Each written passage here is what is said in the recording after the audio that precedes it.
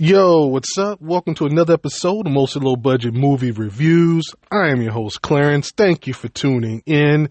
And here we go. Avatar Fire and Ash. I am a little bit excited about this one. This time it's only been 3 years since Way of the Water. And while the visuals were better than the original, I was less impressed with the story, since it pretty much hit all the same themes as the original. I mean, I still enjoyed it, but maybe right on par, but a little less than the original, I guess. And I remember saying to myself back then, Cameron really needs to upgrade this story. So did he do that? So I'm not going to waste your time. What is this one about? It picks up pretty much where the last one left off. Jake and his family are still living with the Water Tribe. Small spoiler here, he's dealing with the death of his eldest son. His wife has developed a deep hatred for the Sky People and is transferring that onto Spider, who is the human teenager that lives with them. Spoiler free, a decision is made to send him elsewhere due to this recurring issue that they can't resolve. They travel with the Sky Traders and they're attacked by the Ash Tribe. Meanwhile, the Colonel is back hunting for Jake and his family. We fast forward and their paths cross during this Ash Tribe attack. They get separated from the children. And being very vague here, some stuff happens with Spider that may be the key for the Sky People to colonize the planet. And you know what? That's where I'm going to stop. From there, we get some family drama, plans about a military that could be devastating. Can the Na'vi survive and fight off, the corporation? So what did the pros think? Well, they came in at a 69% on 209 reviews on the Rotten scale.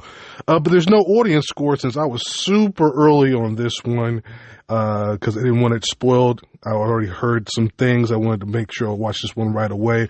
So there's no consensus score on the audience side yet. But what did I think? Let's start with the positives.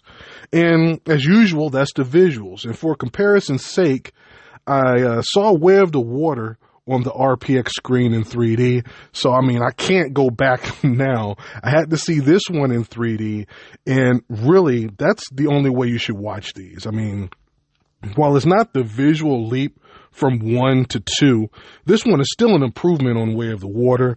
Again, the creature designs, the underwater sequences, the flying, the world building, which expanded into the Ash Tribe, and they had their own look and feel. The character models, there's this whole fire sequence thing that was really cool to look at. Again, there's these long action sequences, these large set pieces that are pretty much on par with Way of the Water. So not a big improvement there, but still, they were very good in the last movie. The performances are solid. They're always, good performances. The motion capture is so good that they really get those facial expressions just right. Visually, this is almost flawless. Then we get to the story.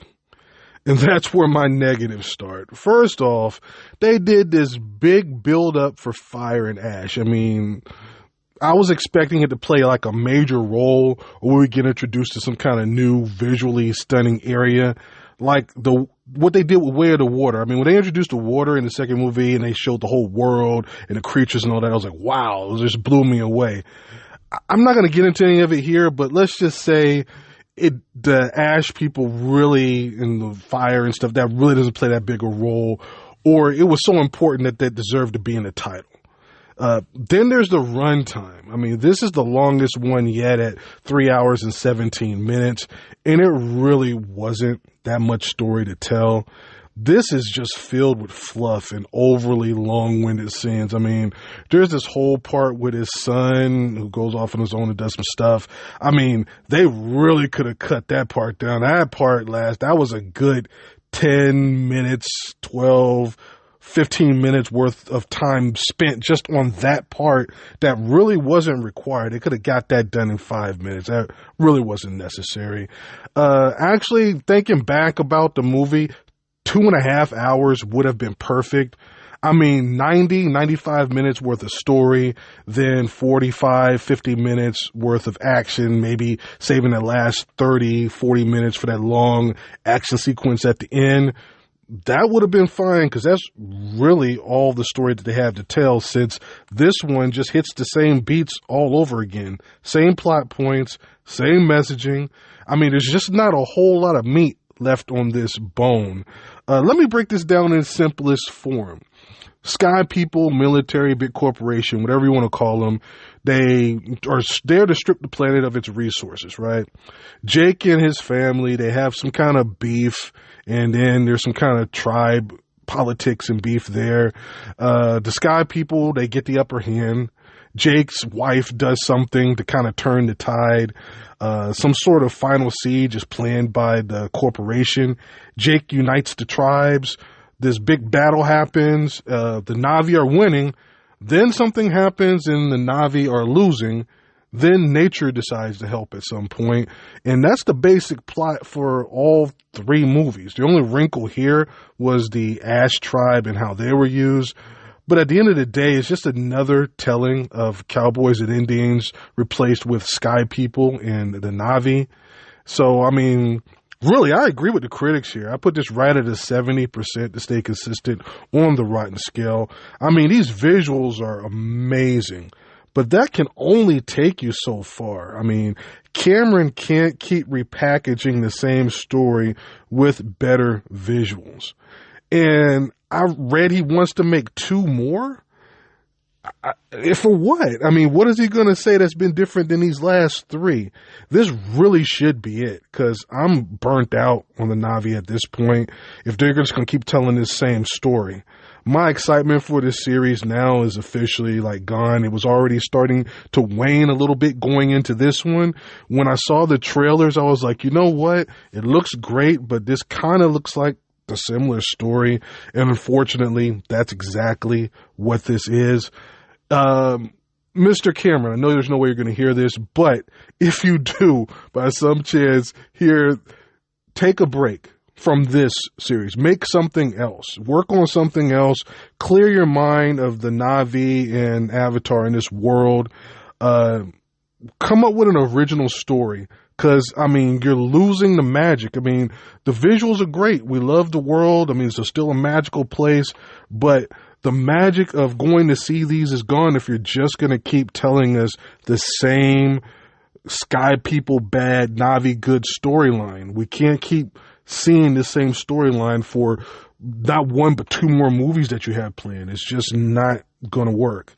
And I am giving it a pass. I mean, it sounds like I'm really trashing it, but it's a solid movie. I mean, if this is like your first one or your second one, if you didn't see the original or you only saw Way of the Water, I mean, you could just jump right in and watch this one. I mean, it's the same story, and you'll like it better than I did because, you know, I've seen all 3, and actually I saw the second one twice. So I'm really just burnt out on this. So, like I said, I'm giving it a pass. It's a solid movie.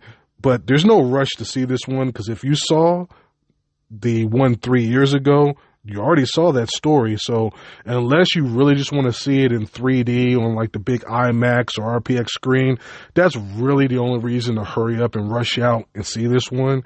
And again, if you want to pay that premium, I mean, I didn't have to pay. I have a pass, so I don't have to pay that high premium. But where I'm located, I mean, 3D movie on the big IMAX screen is like $25. So your mileage may vary depending on where you live in part of your world or country or wherever you are. So if you want to pay that premium, that is really the only reason to like run out and watch this one, because otherwise you can just wait for this to stream. There really isn't anything that new or fresh here that you haven't seen before.